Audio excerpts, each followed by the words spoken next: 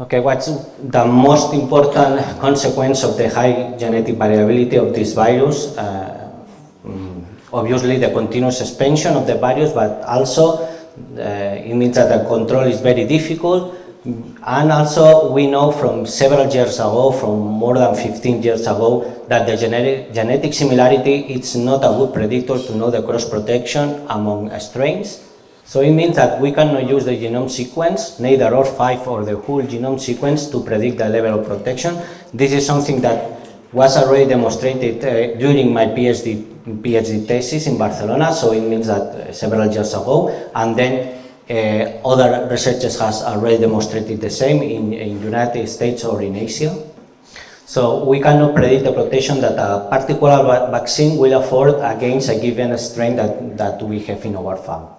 This is the bad news, but the good news is that it's very important to remark that heterologous vaccines can provide protection as good as homologous one, and I'm going to show you some examples in regards of PRRS virus 1 vaccine against several strains of PRRS virus 2. Okay, let's see the first example. This study was done in CRESA, in my institution, in collaboration with HIPRA.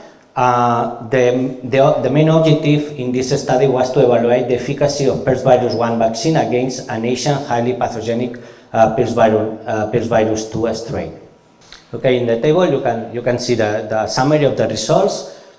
There were no mortality in the vaccinated animals with vaccine 1, and the mortality in non-vaccinated animals unchallenged with the highly pathogenic PRRS virus 2 strain was 25%, most of them with lesions of secondary infections due to bacterial emergency. Obviously, the fever, the lung lesions and viremia was lower in the vaccinated animals. More importantly, the weight gain was almost twice in vaccinated compared to non-vaccinated. So this is the first study that clearly demonstrates that despite the genetic difference, the vaccine, the attenuated vaccine based on PRRS virus 1 provide protection even against a highly pathogenic PRRS virus 2 strain. Okay, the second study is one of the mentioned by Salva by Salvador in Japan. Here the main objective was to compare the efficacy of two commercial vaccines. In this case, we compared both PRRS virus 1 and PRRS virus 2 vaccine against a Japanese field strain. So, I show you here the information about the nucleotide identity, but as I told you, this is not important. It's not related to prediction, but just to show you that the Shiba nosai PRRS virus 2 strain was only 63% of homology in R5, and the homology between Shiba nosai PRRS virus 2 and the vaccine based on PRRS virus 2 was almost 86. Okay, so in the past we could expect that the vaccine based in PRRS virus 2 could afford better protection, but as we'll see, it's not true. Okay, let's see the results. Here, one table again with a summary of the results. As you can see, there were no difference in terms of viremia, clinical signs, fever, or weight gain, comparing both vaccines, both for protection against the challenge. There were only two small differences, always better for PRRS virus 1 vaccine. In that group, the group never reached 100% of viremic animals in terms of viremia, and at necropsy we observed that the amount of virus in tonsils was lower in PRRS virus 1 vaccinated animals, and even in one animal of that group, all tissues were negative for PRRS virus. So again, despite the genetic differences, PRRS virus 1 vaccine demonstrated to confer protection against the Japanese PRRS virus 2 strain as good as the vaccine based on PRRS virus 2. Okay, let's see the last study talking about the cross protection. I know that here in South Korea they are circulating both strains, so for me I think that it's very important, this study for you. Here the efficacy of PRRS virus 1 vaccine was evaluated in intramuscular or intradermal route against a highly pathogenic PRRS virus 2 strain alone or in combination with PRRS virus 1. Okay, again, just for your information, because we already know that it's not important, this is the homology in all 5 comparing the vaccine with both strains used in the challenge. Obviously, the homology was very high when it was compared with PRRS1 filler strain, and very low, lower than 70, comparing to the highly pathogenic PRRS2. So, and as this sentence say that I take directly from the paper, after the challenge with the highly pathogenic PRRS2 strain, either or alone or with the combination with PRRS1, the viremia in vaccinated animals, as also the lung lesions, were reduced regardless the route of the administration. But if we take a look inside of the results, we observe that intradermal vaccinated pigs had better results. So again, despite the genetic difference, the attenuated vaccine based on PRRS1 by intramuscular intradermal route provided protection against a challenge of highly pathogenic PRRS2, either alone or in combination with PRRS1 strain. Okay, as a summary of this topic, first of all, it's clear that the genetic diversity may act as a major cause of vaccine failure, and it's something that is intrinsic. It's a property that belongs to the virus. We cannot do anything about it. So as you know, there are 2 genotypes or species, the PRRS1, the European and the American one, the PRRS2. Within each genotype, there is a high genetic variability. We also know that recombination that we thought in the past that was not important, now with better tools to analyze, we know that it's a very important force of variability. But even in this scenario, the cross protection between different strains can be obtained. Okay, let's see now that situation that we can control in the farm, that vaccine failures that we can reduce or even avoid in the farm. So we are going to see some examples related to vaccination during PRRS virus infection, maternal antibodies, interference of maternal antibodies with vaccination, and then we are going to talk about a little bit about antibiotics. Okay, let's see the first situation. I'm quite sure that you are familiar with this notion from the pandemic coronavirus in human, the reproduction number. When we evaluate a vaccine, if we compare the clinical signs, it's very easy to know if the vaccine is working or not. If we don't have clinical signs, the vaccine is working from this point of view. But sometimes the animal or persons, in the case of coronavirus, for example, can be infected even vaccinated. What this notion means? The reproduction number shows how many pigs, in this case, how many individuals on average are infected by one pig that spread the virus or the pathogen. So, in other words, how fast is the virus spreading. So, if the R value is higher than 1, the infection is maintained in the population, and obviously the higher the R value, the faster transmission and to more animals. And when the R value is below 1, the infection tends to clear up over the time.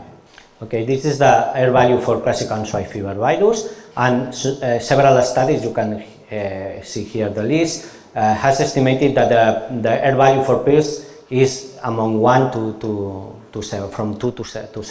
Okay, now let me show you the result from quite nice experiments that we did in Barcelona. We calculated the R value for non-vaccinated animals, and the R value was almost 2.8, but in vaccinated piglets the R value was below 1, was 0.5, because these animals, some of them were full protected, but those that were infected had a shorter periods of incretion and a lower viral load than non-vaccinated. Obviously, with these results, we could think that we can control this virus only with vaccines, but as you know, it's not true. There are vaccine failures. Some of them can be controlled in the farm, but others, such as the genetic variability or how the immune response is against this virus, that it's not common, cannot be controlled. We are going to talk now about the situation that we can control or reduce in the farm. Okay, let's see the first situation. The vaccination of animals during a PRRS virus infection. Obviously, in general, for all diseases, animals that are infected should not be vaccinated, okay? As a general rule. Okay, this is one example, one study evaluating the efficacy of classical soy fever vaccine during an infection of PRRS virus. There were several groups combining this experimental design, and the final result was the vaccine immunization during the acute phase of PRRS virus infection results in vaccination failure. And the same result more or less for swine influenza virus. I'm quite sure that if we analyze another vaccine, the results will be more or less the same. In this case, the PRRS virus infection reduced the vaccine efficacy for swine influenza based on lesions, fever, clinical signs, etc. And also we can obtain reduced results using PRRS virus vaccine in PRRS virus infected animals. Let me show you, this is a decalogue that we have done recently in Spain for to have good practices in the prevention and control of PRRS virus disease in Spanish-speaking farms due to the outbreak of Rosalia. We decided to write this. It was made and discussed from 11 researchers, well-recognized researchers, with more than 100 publications, and from seven different institutions. Okay, among all these 10 recommendations or guidelines, there was only one talking about vaccination, and it says vaccine piglets. It's only recommended when the percentage of viremic is low. What are the reasons of this sentence? Well, as you know, the vaccines in general are prophylactic measures, not therapeutic measures such as the antibiotics. So we must vaccinate the animals before the explosion or the emergency of the disease. So, for example, if we have animals that are born viremic in our farm, for sure the source of the infection are the sows. So we should vaccinate the sows or improve the management and immunization of the sows, instead vaccine the piglets. Also, as we have already discussed, the PRRS virus can recombine. So if the animal is infected and we shoot the vaccines, they can recombine. And also, as Salvador has explained us, the manipulation and vaccination can facilitate the iatrogenic infections, so we should avoid it. Okay, let's see another situation that can produce a vaccine failure is the interference with maternal antibodies. This study was done in France. It's quite nice. They did the experiment with the PRRS virus 1 vaccine, but I'm quite sure that we could obtain the same result for the PRRS virus 2.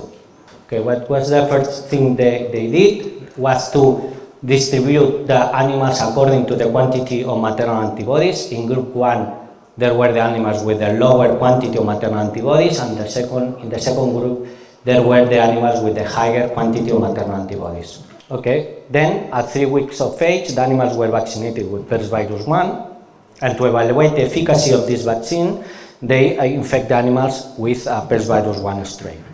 And this is what they observed. In regards of immune responses, in this case, the immune responses were higher due to the vaccination, so the vaccine is working. And more importantly, against the challenge, these animals had 100-fold lower quantity of virus in blood compared to non-vaccinated animals. And in the second study, the immune responses were lower, in this case in terms of ELISA and ELISPO, the cellular response, and more importantly, after the challenge, the viremia was similar to those animals non-vaccinated. So the result is, the conclusion is very clear. There is an interference between the maternal antibodies and vaccine, and this interference causes lower or null efficacy from the vaccine. Okay, how we can overcome this situation? And it's quite difficult because, as you know, the quantity and duration of maternal antibodies is quite variable between pathogens or even within the same pathogen. It depends on the intake of colostrum by the piglet. It depends on the immunization of the sow, etc. So after more or less in the case of birth 3 or 4 weeks, the maternal antibodies drop and then increase again due to the infection. So the idea is to vaccinate in that window, to adjust the vaccination to this period where we avoid the maternal antibodies, but we vaccinate the animals before the explosion of the disease. Well, the best option to do it, the best way to know when the vaccinator should be is to do seroprofiles. We can obtain blood from different ages in animals, and we can estimate when maternal antibodies levels drop and when the infection occurs. We do it more or less in most of cases. It's a general rule, maybe you have exceptions in your farms, but the maternal antibodies drop around 3, 4, up to 6 weeks of age. Okay, let's see other factors that can influence the vaccine efficacy. This review is quite nice, done by Lin for Nature Reviews Immunology, and discuss some intrinsic factors and others that are external. Okay, I have enclosed in pink that's factors that can influence the vaccine efficacy in pig. I'm going to show you just 2 that I think that are the most important one. The first one is the stress.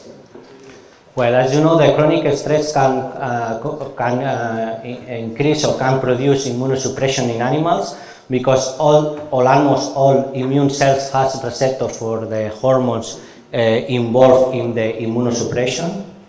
So what happens when these hormones has an effect in the immune cells? These immune cells impair the production of cytokines. Only or most of the cytokines that they produce are immunosuppressive, and also very importantly, there is a deregulation of immunity from there is a shift from Th1 to Th2. What it means that there is a negative impact on antiviral immunity. So we can do from a practical point of view, obviously, to avoid these practices that induce the stress in animals. For example, to avoid or reduce the social stress, avoid mixing as possible, control all these environment situations that implies that produce stress in the animals, such as high temperatures or high humidity, and obviously to improve the proper animal handling. And the last one, let me show you very fast. And we know that there is a strong cross-talk between the immune system and the microbiota. It has been demonstrated in human and also in mice. So in both cases, it has been demonstrated that the antibiotic treatment results in an alteration of microbiota, and it means that finally there is a consistent impairment of the antibody responses. And in regards of pigs, we have few studies about it, but there is increasing evidence, especially there are 2 studies evaluating the microbiota, how the microbiota influences the responses to vaccines. It has been evaluated for PRRS virus and Mycoplasma pneumoniae. So in this case, I recommend to not vaccinate the animals during a treatment with antibiotics. Okay, so as general recommendation or guidelines for vaccination, minimize the stress at least during the administration of the vaccines. Choose the ideal route when available. We have seen already several advantages using this route. If you need to use intramuscular device, please change needle as soon as you can.